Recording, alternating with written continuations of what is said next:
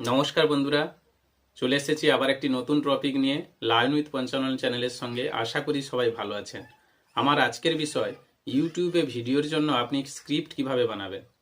এখন আপনাদের জানতে হবে স্ক্রিপ্ট বিষয়টি কি। আমরা যখন ইউটিউবে কোনো ভিডিও বানাই তার জন্য আগে থেকে ওই বিষয়ের ওপর আমাদের মাথায় একটা কনসেপ্ট বা চিন্তা ভাবনা চলে আসে। সেই চিন্তা ভাবনাটাকে আমরা যখন কাগজে নোট ডাউন করি বা লিপিবদ্ধ করি তাকে আমরা বলি স্ক্রিপ্ট।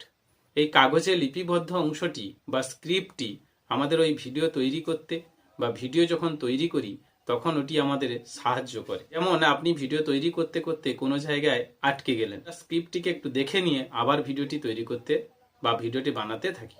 বেশিরভাগ ব্লগ ভিডিও, ফানি ভিডিও বা আমাদের এই যে ভিডিও করছি এই ধরনের ভিডিও আগে থেকে স্ক্রিপ্ট তৈরি করাই থাকে। কিভাবে ভিডিওটি করবেন, মিউজিক কি দেবেন, ব্যাকগ্রাউন্ডে কি রাখবেন, ভিডিওটি কোন প্লেসে করবেন ইত্যাদি ঘটনা আগে থেকে আমরা স্ক্রিপ্টে তৈরি করে রাখি, যাতে ভিডিও করার সময় আমাদের বাধাগুলো না আসে। ফলে ভিডিওটি দেখতে সুন্দর হয়, ভিউজ বাড়ে এবং ভাইরালও হয়।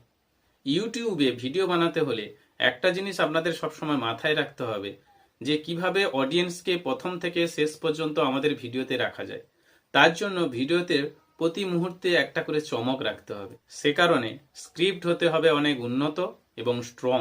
তাছাড়া ভিডিওর প্রথম অংশের স্ক্রিপ্টটি আরও বেশি স্ট্রং হতে হবে, যাতে আপনার ভিডিওটি প্রথম অংশে ভিউজ দেখে আকর্ষিত হয় এবং পুরো ভিডিও শেষ পর্যন্ত থাকার চেষ্টা করে।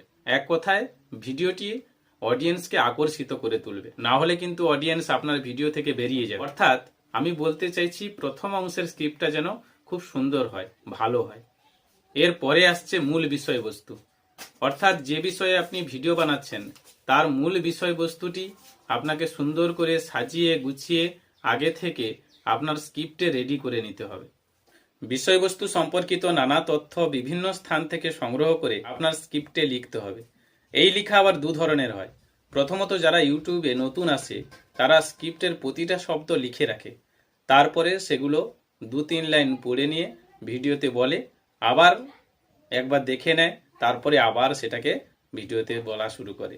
আর যখন আপনি এ বিষয়ে এক্সপার্ট হয়ে যাবেন, ক্যামেরার সামনে অভ্যস্ত হয়ে যাবেন, তখন আর পুরো স্ক্রিপ্টটা লেখার কোনো প্রয়োজন হবে না। নির্দিষ্ট কিছু পয়েন্ট করে নেবেন, তারপরে নির্দিষ্ট পয়েন্টগুলি দেখে আপনি অনর্গল বলতে পারবেন। আমার এই ভিডিওটার জন্য কয়েকটা পয়েন্ট আমি লিখে নিয়েছি। যেমন, প্রথম অংশ কেমন হবে, বিষয়বস্তু কোথা থেকে সংগ্রহ, 2 ধরনের স্ক্রিপ্ট, এইগুলো হচ্ছে পয়েন্ট হিসাবে আমি আমার স্ক্রিপ্টে ব্যবহার করেছি। এই স্ক্রিপ্টটি আমাকে আমার ভিডিও তৈরিতে সাহায্য করেছে। আপনাদেরও এইরকমই নানা ভিডিও তৈরি করতে এই স্ক্রিপ্টগুলোই সাহায্য করবে। এইভাবে আপনি ভিডিও তৈরি করতে করতে অভ্যস্ত হয়ে যাবেন। এমন একটা সময় আসবে তখন আর স্ক্রিপ্টের প্রয়োজন হবে না, আপনি অনর্গল আপনার মুখ থেকে বলতে পারবেন। আপনি ভাববেন না যে এত সুবারে ইউটিউব ভিডিও দেখেন তারা প্রথম থেকেই স্ট্রং ছিল।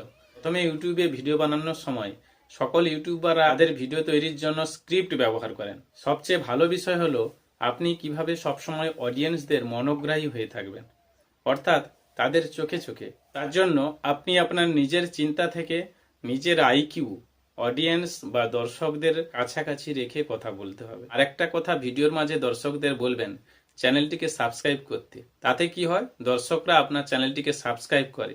অনেক সময় ভিডিও দেখতে দেখতে ভুলেই যায়।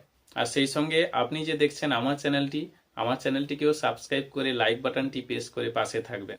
আরেকটা বিষয়, ভিডিও বলতে বা ভিডিও বানাতে নিজের থট পাওয়ার হচ্ছে মূল বিষয়।